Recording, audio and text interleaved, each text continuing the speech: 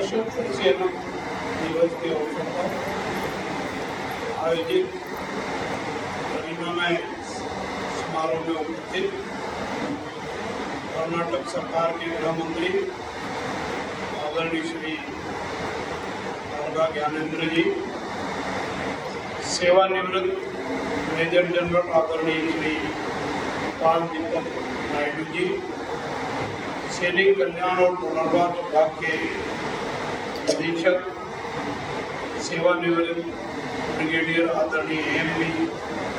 शशिधर जी, सेना के सेवानिवृत्त सम्माननीय अधिकारी एवं सैनिकों और उनके समस्त परिवारजन, एनसीसी के कैडेट्स, सम्माननीय अतिथिगण, नमस्कार, हार्दिक अभिनंदन। मैं देश की संप्रभुता और अखंडता की रक्षा के लिए अपना सर्वस्व न्यौछावर करने वाले वीर सैनिकों को श्रद्धापूर्वक नमन करता हूँ। उनके परिवारजनों को भी सादर प्रणाम करता हूँ। सशस्त्र सेना झंडा दिवस हमारी रक्षा एवं सुरक्षा हेतु सदैव तत्पर, अदम्य साहसी, पराक्रमी वीर सैनिकों के प्रति आदर व सम्मान प्रकट करने का दिवस है। हम सब जानते हैं कि भारतीय सेना का गौरवशाली इतिहास है और हमारी सेना दुनिया की श्रेष्ठ सेना के रूप में जानी जाती है। हमारे सैनिकों ने हर क्षेत्र में एक विशेष पहचान बनाई है। हमारे सशस्त्र बलों ने युद्ध के समय जहां देश की सीमाओं की रक्षा की है, वहीं प्राकृतिक आपदाओं के समय देशवासियों की मदद कर उन्हें राहत पहुंचाने का साहसिक कार्य किया है। देश के वीर जवानों, वीर सपूतों ने देश की आन बान शान, देश की एकता, अखंडता, संप्रभुता की रक्षा करते हुए अनेकों जवानों ने अपने प्राणों की आहुति दी है, अपना सर्वोच्च बलिदान दिया है। कई सैनिक अपने कर्तव्यों का निर्वहन करते हुए शारीरिक दृष्टि से असक्षम भी हुए हैं। इनके परिवारों का कल्याण एवं पुनर्वास और इनका स्वयं का कल्याण और पुनर्वास सरकार और समाज का दायित्व है। उन्हें समाज की देखभाल और समर्थन की जरूरत है। हमारे सशस्त्र बलों के जवान अनेक क्षेत्रों में कौशल प्रशिक्षित और अनुभवी होते हैं। सेवानिवृत्ति के उपरांत उनके अनुभवों का उपयोग आत्मनिर्भर भारत के निर्माण में सहयोग प्रदान करता है और करेगा। मैं देश के स्वयंसेवी संगठनों, उद्योगपतियों और कॉर्पोरेट जगत से पूर्व सैनिकों को व्यापक कार्यों में नियुक्ति करने का आह्वान करता हूँ।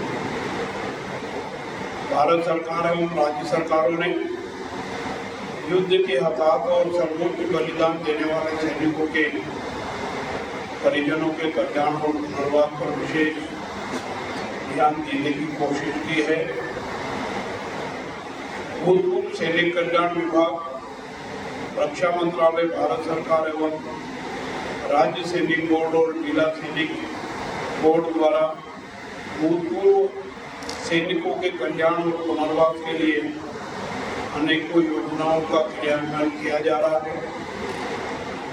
मैं इस अवसर पर वरिष्ठ नागरिकों और दिव्यांगजनों को जीवन सहायक उपकरण प्रदान करने के लिए राष्ट्रीय वयोश्री योजना एवं एडिट योजना के क्रियान्वयन के द्वारा भारत सरकार द्वारा शारीरिक रूप से अक्षम व्यक्तियों के सशक्तिकरण की योजना भी चलाई जा रही है। मैं कर्नाटक सरकार से और अन्य सैन्य कल्याण बोर्ड के महानुभावों से आग्रह करता हूँ कि इन प्रकार की योजनाओं का लाभ दिलाने का प्रयास करें। भूतपूर्व सैनिकों का कल्याण और पुनर्वास सरकारी कार्यक्रमों तक ही सीमित नहीं होना चाहिए। इसमें सभी की भागीदारी की आवश्यकता है। सभी उनके कल्याण की योजना को समझें और संबंधितों को लाभान्वित करवाएं। भारत सरकार सैनिकों के कल्याण एवं पुनर्वास के साथ साथ सेना के सशक्तिकरण और आधुनिकीकरण के लिए भी प्रतिबद्ध है। आज सेना के पास आधुनिक तकनीक, आधुनिक उपकरण और अस्त्र शस्त्र है।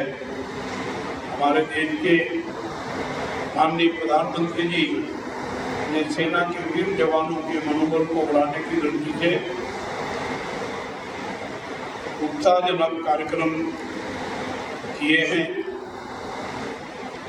त्योहार भी सामान्यतया सैनिकों के बीच में जाकर के बिताने का काम किया है।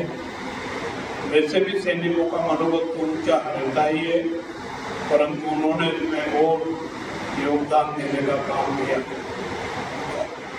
मेजर जनरल रिटायर्ड नायडू साहब ने जो 5-6 बिंदुओं की ओर ध्यान आकर्षित कराया, मैं कर्नाटक सरकार से भी आग्रह करना चाहूँगा कि उन बिंदुओं पर विचार करें और जितना संभव हो उनके सुझावों पर अमल करने की कोशिश करें।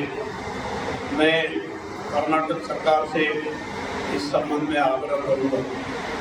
मैं सभी सशस्त्र बलों के वीर जवानों, युद्ध के हताहतों तथा पूर्व और वीर सैनिकों का देश के प्रति उनके त्याग और साहस को नमन करता हूँ और उनके परिवारों के प्रति कृतज्ञता और आभार व्यक्त करता हूँ। आज जिन सैनिक और सैनिक परिवारों को अवार्ड दिए गए हैं, उनके साहसिक कृत्यों के प्रति मैं अपना नमन करते हुए आभार व्यक्त करता हूँ। आप सबको आपके उज्जवल भविष्य की शुभकामनाएं देता हूँ। मेरी वाणी को विराम देता हूँ। धन्यवाद। जय हिंद।